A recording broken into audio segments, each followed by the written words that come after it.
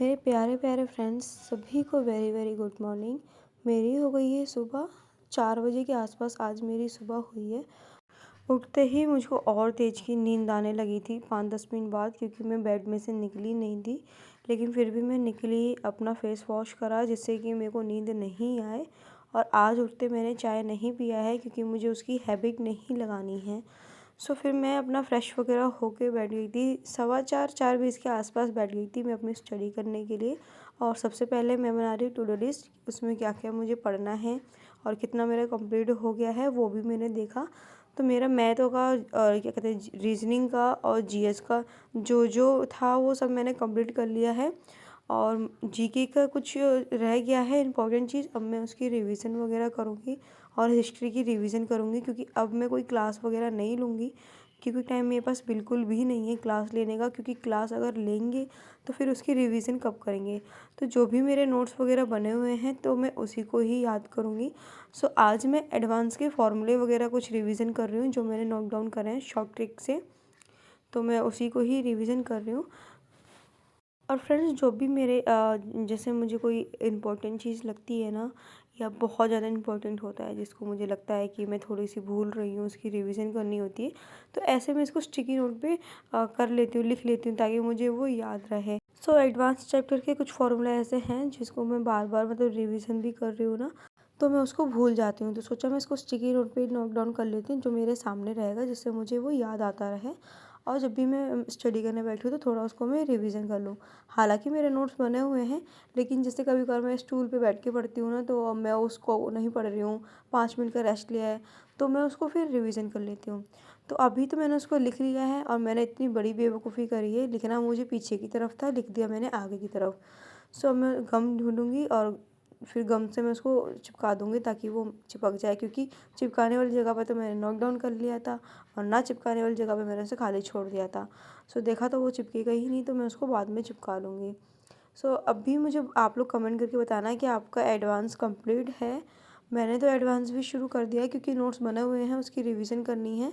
और अब भी मेरा रिसेंटली क्या कहते हैं रेलवे कांस्टेबल का एग्ज़ाम नियरेस्ट नहीं है मेरा। आप लोगों का किस डेट को है आप लोग मुझे कंफर्म करके बताना और मुझे कमेंट सेक्शन में लिख के बता देना। सो अभी तो हो गया है मेरा ख़त्म, और उसके बाद मैंने पी अपनी चाय, और आज मैंने वाइट टी पी है, अभी तक मैं ब्लैक पी रही थी। मेरे को मेरी खांसी में आराम है। थैंक यू सो मच कि आप लोगों ने मुझे इतने प्यारे प्यारे सजेशन दिया जो मैंने अप्लाई भी करा।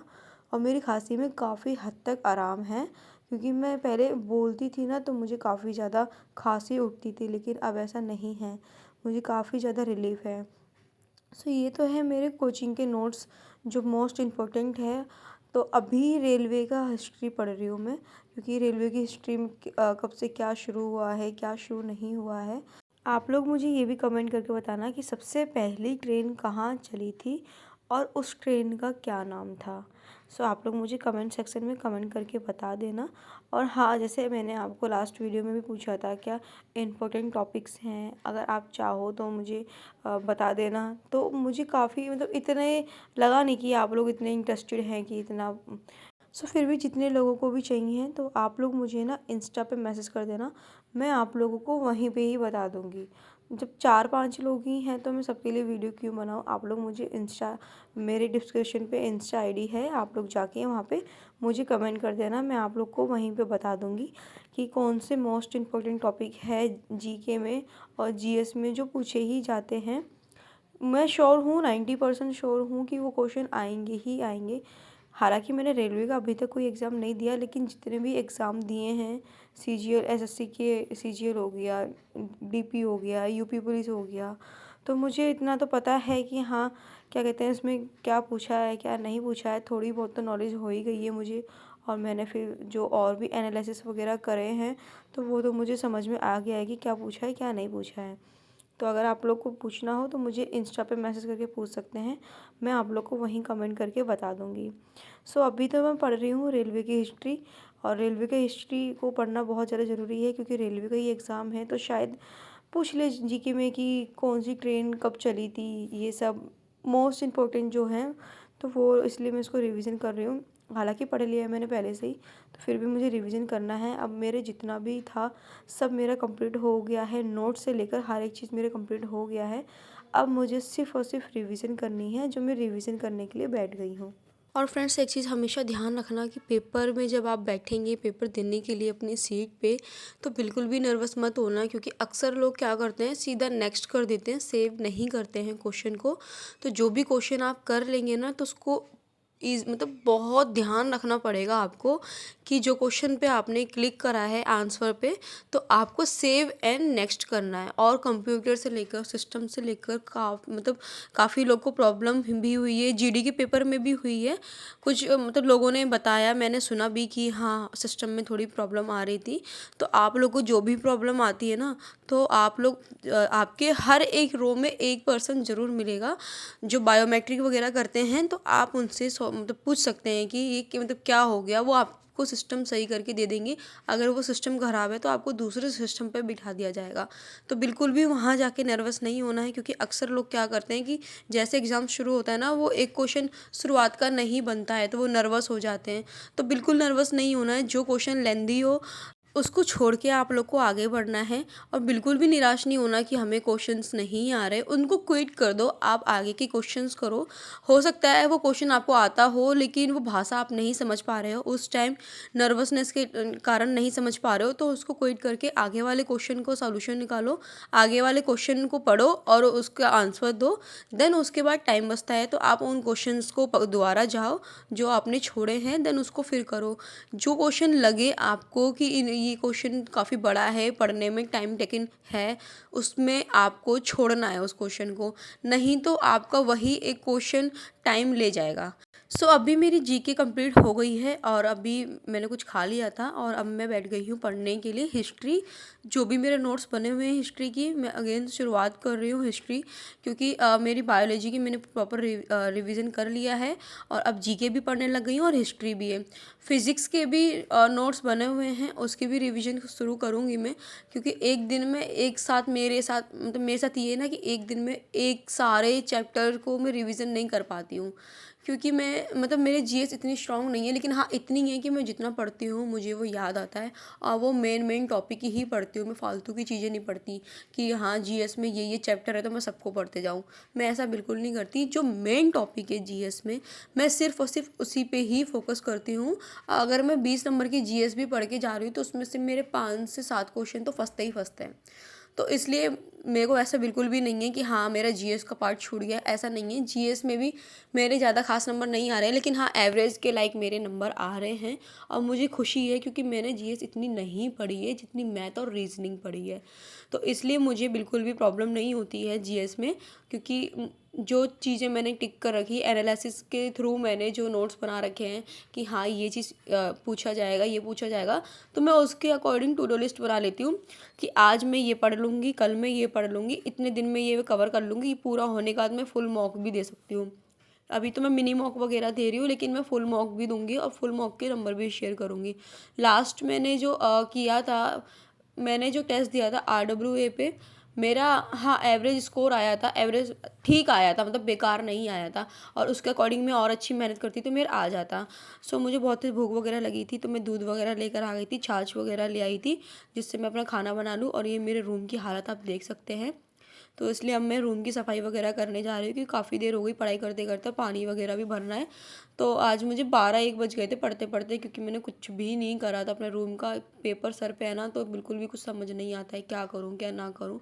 तो सोचा कि घर का काम तो होता ही रहेगा, घर का काम अभी बाद में करती रहूँगी, क्योंकि मैं दिन में एक ही बार सफाई करती हूँ। और फिर अभी मन था पढ़ने का काफ़ी, तो मैं पढ़ने में ही लगी हुई थी, तो सोचा घर का काम तो बाद में हो जाएगा। सो अब मैं जल्दी जल्दी अपने घर की सफाई कर लेती हूँ, ताकि मेरा रूम भी साफ़ हो जाए और मैं अपना भूख भी लगी है तो खाना पीना भी खा लूँ। क्योंकि अगर मैं खाना पीना नहीं खाऊंगी तो फिर से मेरी तबीयत ख़राब हो जाएगी। मेरा खाने का रूटीन एकदम कंफर्म है कि इतने बजे ये खाना है वो खाना है। हाँ क्लास के बीच में मैं नहीं खा पाती, थोड़ी देर बाद खा लेती हूँ, या मुझे लगता है कि हाँ एक क्लास मैंने पढ़ ली है तो 10 मिनट का मैं गैप लेके उसके बीच में थोड़ी बहुत चीज़ें खा लेती हूँ, जिससे कि मेरा पेट थोड़ा बहुत भरा रहे और मतलब मेरी तबीयत भी ख़राब ना हो। सो फटाफट मैं कर लेती हूँ अपने रूम की सफाई, जिससे मेरा रूम भी क्लीन हो जाए और मैं अपना खाना पीना भी बना के खा लूँ। और आप लोग के काफ़ी ज़्यादा कमेंट आते हैं ना, दीदी आप घर पे रह के पढ़ाई करते हो या आप बाहर रह के पढ़ाई करते हो। तो मैं आपको बता दूँ, मैं रूम से रहती हूँ और मैं यहीं पे पढ़ाई करती हूँ, फैमिली से दूर रहती हूँ मैं, क्योंकि फैमिली के साथ मेरी स्टडी नहीं हो पा रही थी, वहाँ पे बहुत सारा मतलब प्रॉब्लम वगैरह हो रही थी। तो फिर मैंने अपनी फैमिली से बात करी और बाहर निकली पढ़ने के लिए। और मेरी फैमिली आती ही रहती है, मेरी मम्मी भी आई थी, बीच में मेरी तबीयत वगैरह ख़राब हो गई थी, तो वो आती ही रहती हैं। सो अब मेरी हो गई है रूम की सफाई, और देन इसके बाद मैं दूंगी मॉक टेस्ट कुछ खाने पीने के बाद। सो अब मैं मॉक टेस्ट जिस फ़ोन से वीडियो रिकॉर्डिंग करती हूँ उसी फ़ोन से मॉक टेस्ट देती हूँ। और ये है मेरा मॉक टेस्ट के नंबर, आप लोग रोक के देख लेना कितने नंबर हैं। ज़्यादा खास नंबर नहीं है लेकिन अच्छे नंबर है, 2 क्वेश्चन मिस्टेक हो गए थे मेरे से, और क्लियर है कट ऑफ मेरी जो भी मैंने मॉक टेस्ट दिया है अभी का। सो आप लोग देख लेना, ये क्वेश्चन गलत हो गया था मेरे से बाय मिस्टेक, सो ये भी हो गया। और फिर अब खाना पीना खा के मॉक टेस्ट वगैरह दे के मैं एकदम फ्री हो गई हूँ। मुझे अब बज गए हैं 3, साढ़े 3, 4 बजे के आसपास बज गए हैं मेरे। नहा धो के अब मैं बैठ गई हूँ खाना पीना खा के अच्छे से, ताकि अब मैंने थोड़ा रेस्ट भी लिया था 10 मिनट का, फ़ोन वगैरह यूज़ करा था, क्योंकि फ़ोन भी यूज़ करती हूँ मम्मी की, जैसे फ़ोटोज़ वगैरह कुछ डॉक्यूमेंट वगैरह भेजे थे उन्होंने, तो इसलिए फ़ोन वगैरह यूज़ करने के बाद मैंने ली मैथ की क्लास। और मैथ की क्लास ले रही हूँ, प्रीवियस ईयर पेपर करा रहे हैं इस टाइप। और मैंने जितने भी सर ने वो क्लास कराई है ना रेलवे के अकॉर्डिंग, चैप्टर वाइज भी कराई है सर ने, वो सब मेरा क्लियर हो गया है, सब मैंने पढ़ लिया है। अब सिर्फ और सिर्फ बारी है मैथ की, और जो मैं क्लास ले रही हूँ सर की मैथ की, क्योंकि मैं ऐसे ही सॉल्व करती हूँ। सर जो भी क्वेश्चन वगैरह कराते हैं ना, मैं उसको रोक लेती हूँ, देन मैं खुद से सॉल्व करने की कोशिश करती हूँ। और लिटरली बताऊँ ना, वो क्वेश्चन मेरे से बनता भी है। और कुछ चीज़ें ऐसी होती हैं जो हमने पढ़ी हुई है और उस पर रिवीजन नहीं कर पाते हैं, तो वो चीज़ें मतलब थोड़ा लगता है ना कि हाँ हम थोड़ा भूल गए हैं, हमें समझ में आता है। तो जैसे ही सर हिंट देते हैं ना, वो क्वेश्चन भी बन जाता है। तो क्या आप लोग के साथ भी ऐसा है कि आता हुआ सवाल आप पढ़ रहे हो, आपको आता है, लेकिन वो आपको समझ में नहीं आ रहा? मेरे साथ तो होता है, काफ़ी होता है ये, लेकिन मैं जैसे ही उसका हिंट देखती हूँ ना, वो मैं कर लेती हूँ। अभी भी फ्रेंड्स, अगर आप लोग का एडमिट कार्ड नहीं निकला है, कोई जगह का नहीं पता चला है कि आपका एग्ज़ाम कहाँ है, तो टाइम वेस्ट मत करो, सर की प्लेलिस्ट में चले जाना, सर की आईडी में जाना, उनकी प्लेलिस्ट में जाना।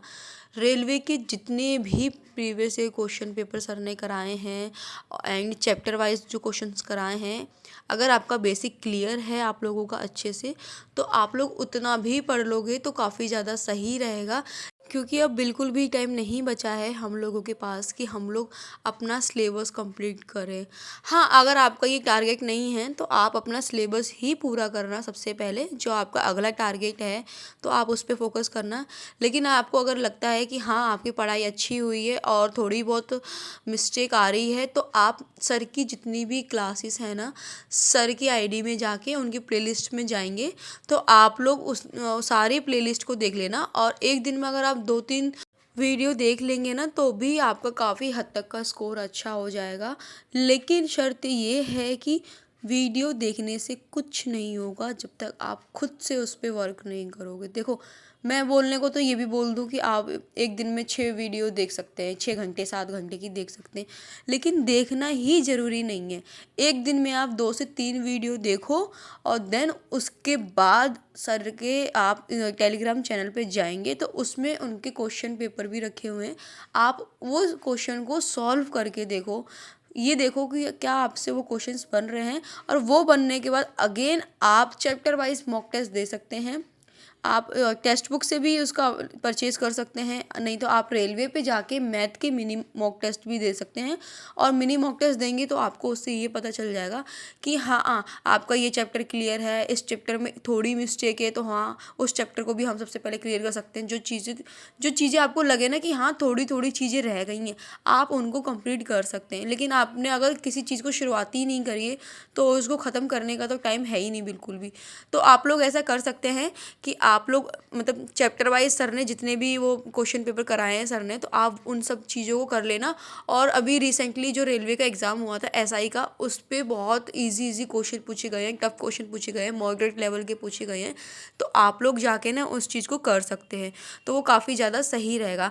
क्योंकि देखो सबके पास परचेस बैच नहीं है, तो ये आइडिया मेरे अकॉर्डिंग सही है कि सर की क्लासेस पूरी कंप्लीट कर लो, लेकिन एक दिन में सारी क्लास मत लेना, क्योंकि सब चीज़ ऊपर से चला जाएगा। एक दिन में 3 से 4 क्लास लेना, देन उस पर वर्क करना, खुद से वर्क करना और देन उसके बाद मॉक टेस्ट लगा के देखना। फिर ये देखना क्या आपका स्कोर पहले से सही हुआ कि नहीं हुआ। अगर पहले से स्कोर सही नहीं हो रहा है तो इट्स मीन आपने कहीं ना कहीं कमी कर दी है, जो आपने पढ़ने में समझने में कमी कर दी है, तो आप फिर अगेन उस पर वर्क करना। क्योंकि देखो, अगर ये है कि आपका बेसिक क्लियर नहीं है तो ये चीज़ करने का कोई मतलब नहीं है। सबसे पहले आपको बेस क्लियर करना ही पड़ेगा, ताकि आपको जो भी चैप्टर पढ़ते हो समझ में आ जाएगा, तो फिर आपके पेपर में और मॉक टेस्ट में स्कोर भी अच्छे होने लगेंगे। सो गाइस, मैंने जो भी आज का टारगेट बनाया था वो मेरा कंप्लीट हो गया है। और आप लोगों को एक इन्फॉर्मेशन देनी थी। वो इन्फॉर्मेशन ये है कि रेलवे एग्ज़ाम जो 2 तारीख से शुरू हो रहा था आरपीएफ कांस्टेबल का, उसका एडमिट कार्ड जारी हो गया है। अगर अभी तक आप लोगों ने अभी एडमिट कार्ड नहीं निकाला है तो आप लोग जल्दी से जाके निकाल लीजिए। और मुझे आप लोग कमेंट करके बताना कि आपका एग्ज़ाम कहाँ पड़ा है और किस डेट को पड़ा है। मैंने तो ओपन करके देखा, मेरा अभी तक नहीं निकला है। उसमें ये दिखा रहा है कि अभी तुम्हारा एग्ज़ाम सिटी शो नहीं हो रहा है, क्योंकि नियरेस्ट मेरा कोई एग्ज़ाम नहीं है इस चीज़ का भी। जब मेरा होगा तो मैं आपको अपने एग्ज़ाम की डेट बता दूंगी कि कब है मेरा और कहाँ पे पड़ा है। सो तब तक के लिए आप लोग जाके अपना एडमिट कार्ड निकाल लें और एग्ज़ाम सेंटर भी देख लें कहाँ पर है, किस प्लेस पे पड़ा है और कौन से डेट का है। So very very all the best आप सभी को। अपना एग्ज़ाम बहुत अच्छे से देना। और आज 28 तारीख है, आज के दिन में ये वीडियो अपलोड करूँगी। मात्र एक दिन बचा है, तो आप लोग वेट बिल्कुल मत करना कि हम कल निकाल लेंगे, क्योंकि कल के लिए बिल्कुल भी टाइम नहीं है। सो आप लोग जाके अभी चेक कर लेना आपका कहाँ पड़ा है पेपर।